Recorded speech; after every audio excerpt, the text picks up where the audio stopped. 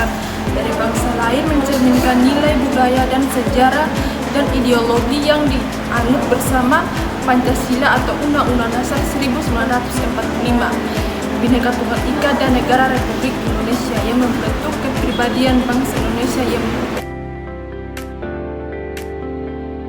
dari wujud-wujud identitas nasional. Yang pertama itu ada Pancasila. Pancasila merupakan dasar negara dan ideologi bangsa Indonesia yang menjadi pedoman dalam kehidupan berbangsa dan bernegara. Nilai-nilai Pancasila mencerminkan kepribadian, jati diri, dan karakter bangsa Indonesia.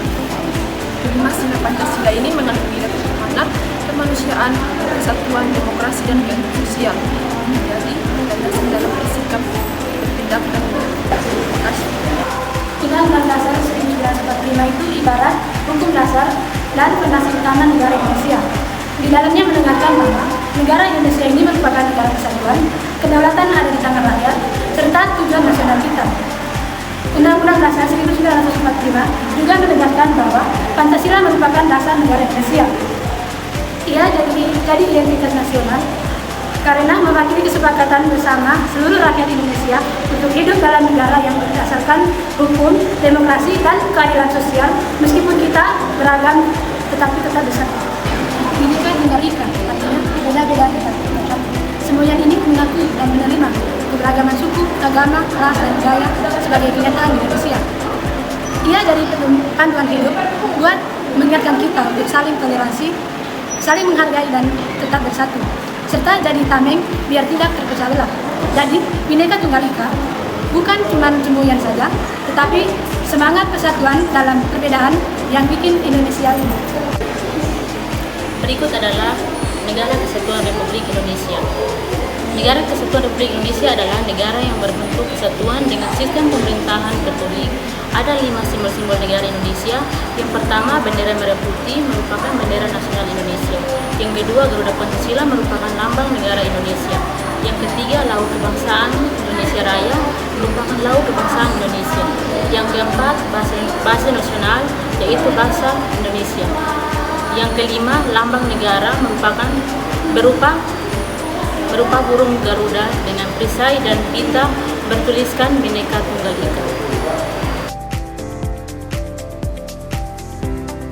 Fungsi dan pentingnya identitas nasional ada 5 fungsi, yaitu 1. Sebagai pemersatu, adalah identitas nasional berfungsi menyatukan masyarakat Indonesia yang sangat beragam suku, agama, bangsa, dan budaya. Yang kedua adalah sebagai pembeda dengan bangsa lain, yang dimana identitas nasional menjadi ciri khas yang membedakan bangsa Indonesia dengan bangsa lain di dunia. Yang ketiga adalah sebagai pengingat solidaritas sosial.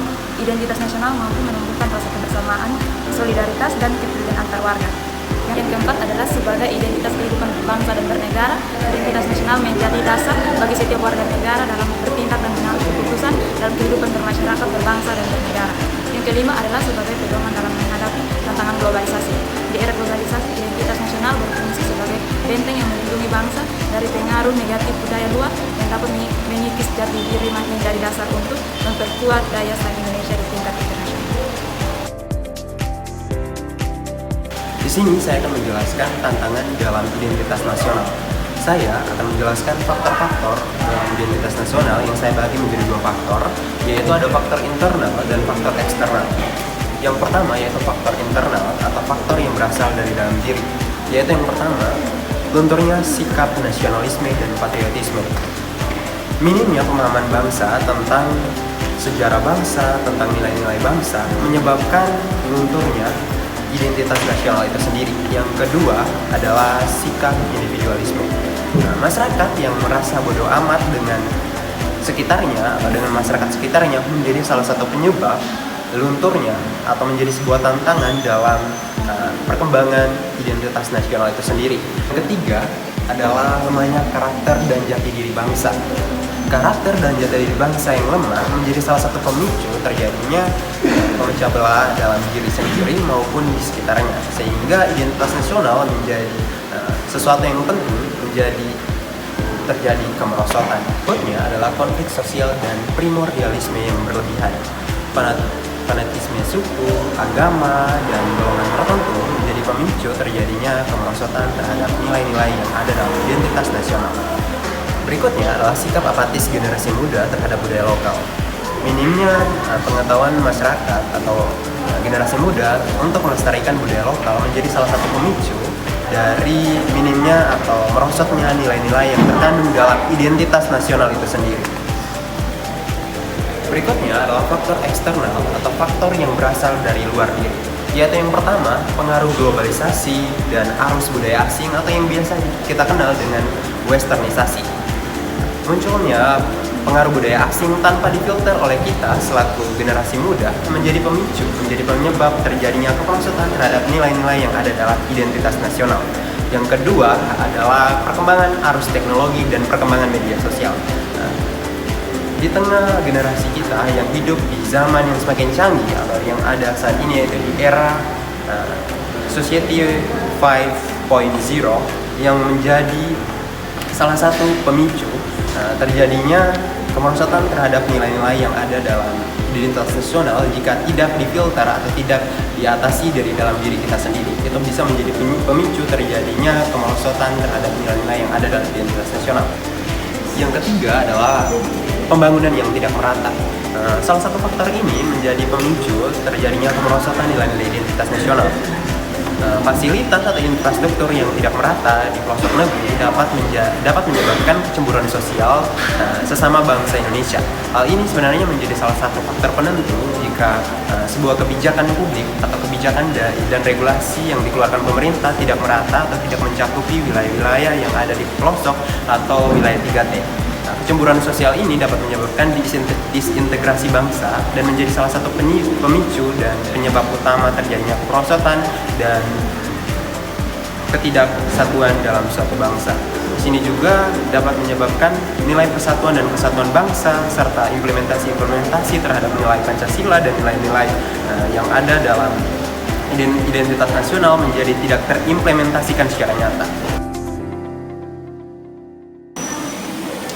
Dalam mengatasi tantangan identitas nasional saat ini, upaya dapat dilakukan ialah yang pertama dengan memperkuat pendidikan yang ada di Indonesia, di mana pendidikannya itu dapat berupa pendidikan karakter serta pendidikan kebudayaan yang dapat meningkatkan nilai Pancasila, toleransi serta nasionalisme. Budayaan lokal serta nasional di Indonesia juga perlu dilakukan terus-menerus agar dapat terhindar dari pengaruh globalisasi serta budaya asing yang masuk.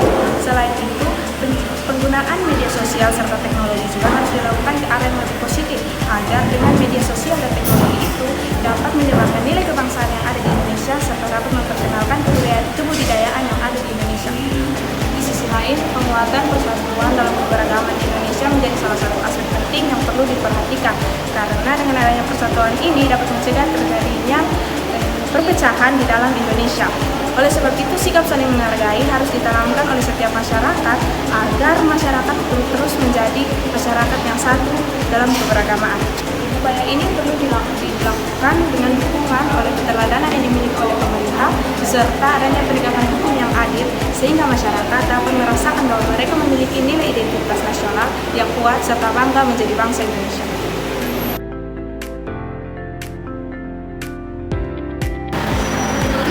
Sebagai mahasiswa dan generasi muda, mari kita berperan aktif dalam menjaga dan memperkuat identitas nasional. Kita dapat memulainya dengan menghargai perbedaan, mengamalkan nilai Pancasila, mencintai budaya dan bangsa, serta berkontribusi positif bagi masyarakat dan negara. Dengan begitu, identitas nasional Indonesia akan tetap kuat dan bermartabat di tengah arus globalisasi.